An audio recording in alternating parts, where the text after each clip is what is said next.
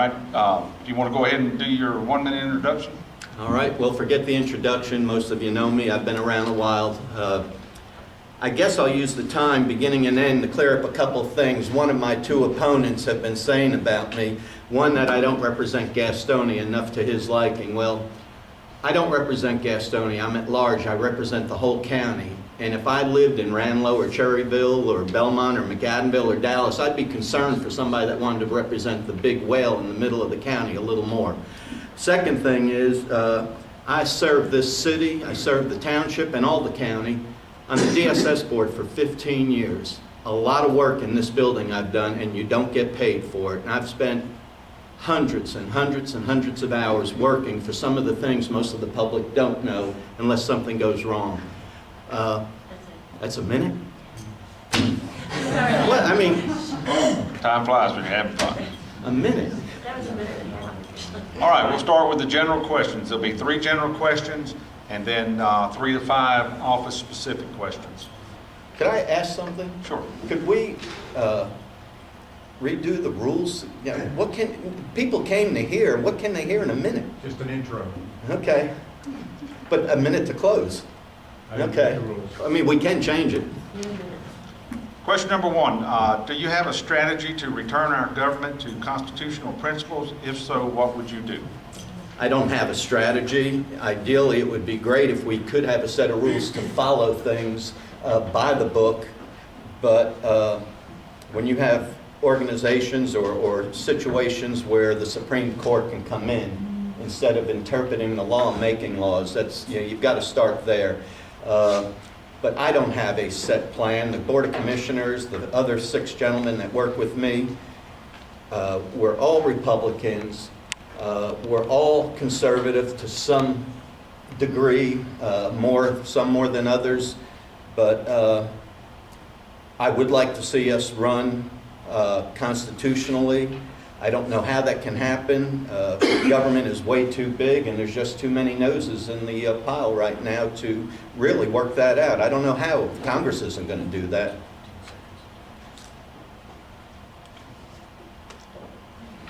Question 2, why are you seeking the office of County Commissioner?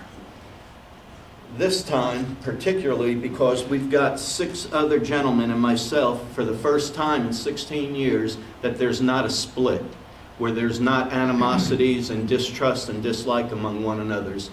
And we're all different, but we might vote a little different. Most of our votes are 7-0, 6-1, 5-2, but we respect one another and we're all friends when it's over, and that's never happened before. And I want to take that opportunity to really maybe try to make a difference. Instead of people trying to beat up on one another, we're all working for the common good of the folks of this county. To try to spend the dollars that come in from taxpayers, I'm a taxpayer, you're a taxpayer, wisely, not spend on anything we don't have to do. And it's been a tough road to hoe the last 5 or 6, 7 years with the recession. And I'm awful happy and proud of the board we have now that we've done some tough things. Yes, we raised taxes, but What makes you a better choice for County Commissioner than your opponent? I've got a record that's 16 years long. We're the only county in North Carolina that did not raise taxes over a 10-year period, and it took us 13 years before we had to raise taxes. You, the public, whether you voted for it or not, told us to spend $175 million on the schools and $25 more million on the college. That money doesn't come from Raleigh or from Washington, or it's not manna from heaven. It's money when you tell us to go spend it, you're expected to pay for it.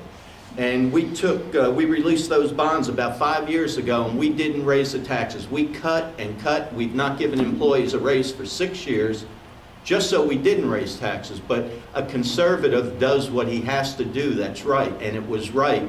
We didn't want to, but you, the people, mandated by passing those bonds to go spend $175 million. We spent about $100 million of it, and that is, I think you want to put the orange one up. Yellow for 15 seconds. Oh, okay.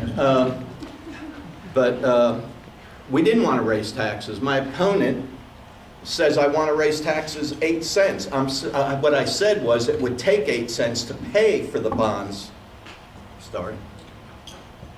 I'm doing good though, aren't I?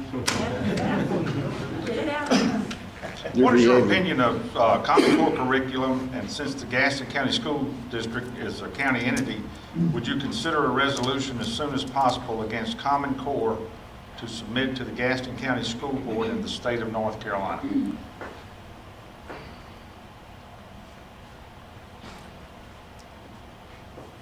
It wouldn't do any good for us to do that.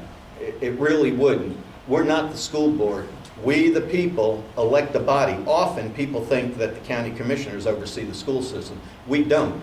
We have to fund a section of their budget by law, but we can't tell them how to spend it. That's one of the dilemmas we have in our system in this state. If we had the authority, then it would be a possibility, but we don't have the authority to do anything with the schools other than fund them. You can look up at Union County, the Monroe area, for those of you who don't know where Union County is. The courts mandated that they pay about $98 million now.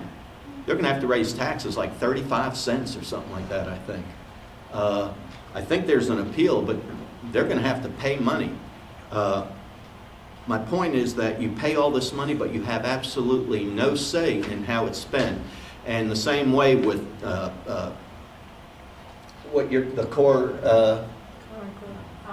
Sorry. In spite of the good decision to reject Connect Consortium proposed by Central Carolina Council of Governments, Gaston County is apparently cooperating with several regional consolidation attempts. The regional airport proposal, a regional transit authority, water system consolidations, etc. The taxpayers don't vote in regions. Would you please explain where the accountability is to the taxpayers for these unelected boards and committees, and why is the county ceding its assets and power to regional powers? They are unelected boards, but remember, they are made up of elected people, and there lies the dilemma. All the things that these different organizations stand for, I don't stand for. I do appreciate some of the value that we get from some of the organizations. For example, the Council on Government, we pay a fee every year, but we more than get our value out of it. The towns in our county, the little towns, High Shoals, McAdenville, towns that don't have the money to do engineering projects, to do what they need to do, they pay a little fee and they get that engineering through the Council of Government. It does help, but they're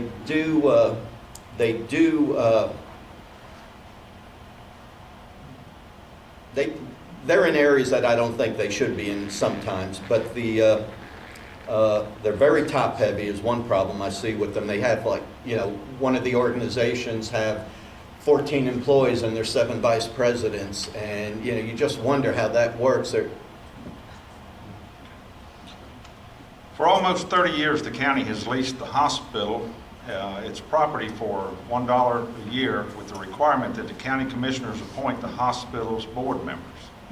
Last summer, Caramon offered to purchase the land for $45.5 million and become entirely independent from the county, asking the county commission to relinquish board appointments as part of the deal. Do you support our local hospital's continued independence from large corporate health systems, or do you support encouraging your appointed board members to solicit bids for a sale? Well, first and foremost, I want everybody to understand that we've got the best relationship with the hospital administration and board, who we do appoint, than we've had in the 16 years I've served. We're changing the makeup of that board. We appoint them and they get over there and they start working for the administration instead of vice versa. And there is probably 50% of the board at the hospital now that understands that they work for the people of Gastonia, as well as the patients of that hospital. No, I would never sell that for $40 million.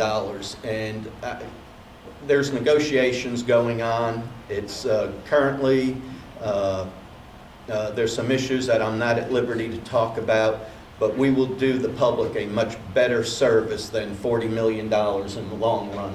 But I'm not at liberty to talk about it. Final question. We've been advised that a large portion of the county budget is mandated spending by the state or the federal government. Is there something you can do to take back control of our county's budget?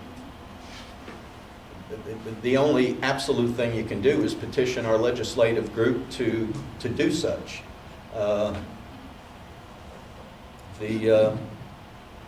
We can't do anything about it at a local level. There is a lot of mandated items in our agenda and our budget. Some will say it's about, we have spending of maybe 24 to 26%. Now, is it all mandated? No, we don't have to have ambulance services for you, but we consider that mandated. It's logical. The libraries aren't mandated. But do you want a community without libraries or ambulance? We're not mandated to give the sheriff the personnel he needs to do his job. But we do because it's logical and it's sensible. There's a lot of things that we are mandated on. Do y'all know the hundreds of millions of dollars that funnel through this department right here? Hundreds of millions of dollars. Do you know that 1 out of every 5 Gaston County residents are on Medicaid of some sort?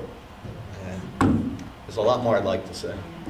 Okay, you have 1 minute. Well, to- since we've got, we have 10 minutes, if we want to give, if you have any more questions, or is that it on the paper? We can either give him a little bit extra time, or you can A ask couple him a more couple of questions if he questions. feels Well, if like you give it. me a couple minutes, I'll be happy to answer questions. Ask a couple more questions. Since Jim's not here, we have 10 more minutes for this segment.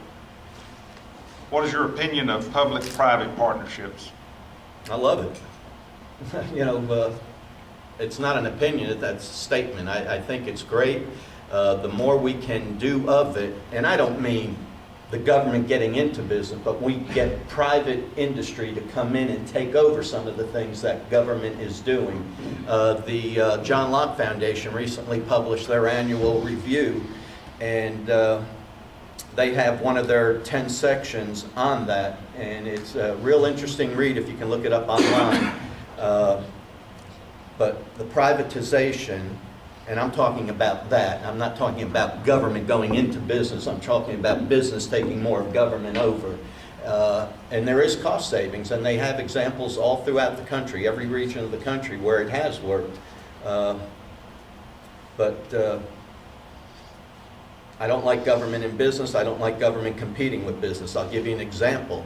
City Council went and built this conference center. They're losers all over the country.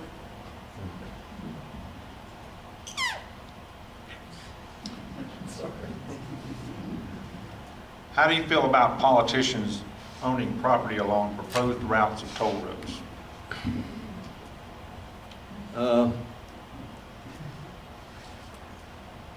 It might look suspicious, but I think that's something every person has to answer for themselves. I personally would not want to make a judgment without knowing somebody's character personally. I don't think it looks good, but that doesn't mean it's bad. And that's all I'll say on that. I don't want to be critical of somebody that I don't know what their motives are. All right, you have 1 minute. Let's make it 2 minutes since we have extra time. We'll give everybody 2 minutes for closing. Okay, thank you. And I'd be happy to take questions. All right, I talked about not representing Gastonia well enough, and I'll address the, since I'm being attacked for spending money, taxing. One time in 13 years we set the tax rate. No other county in the state can say that. Hated to do it, but it was the time to do it. It's not even covering what you, the voters, approved on the school bonds. But one of my opponents, this one, is criticizing me. Well, I've got minutes from the city council's budget meetings the last 2 years. He made the motion to adopt ordinance amending section 14714, which is a stormwater utility fee, which charges all of us in the city, and the county is the largest stakeholder in the city.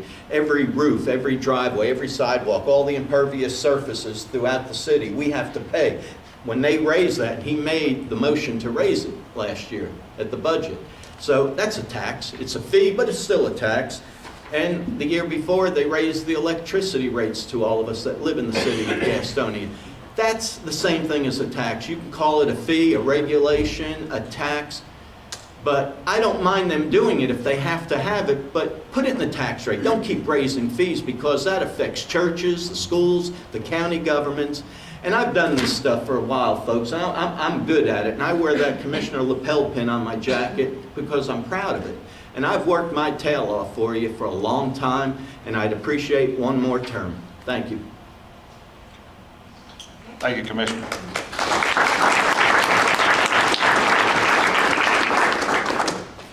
Thank you.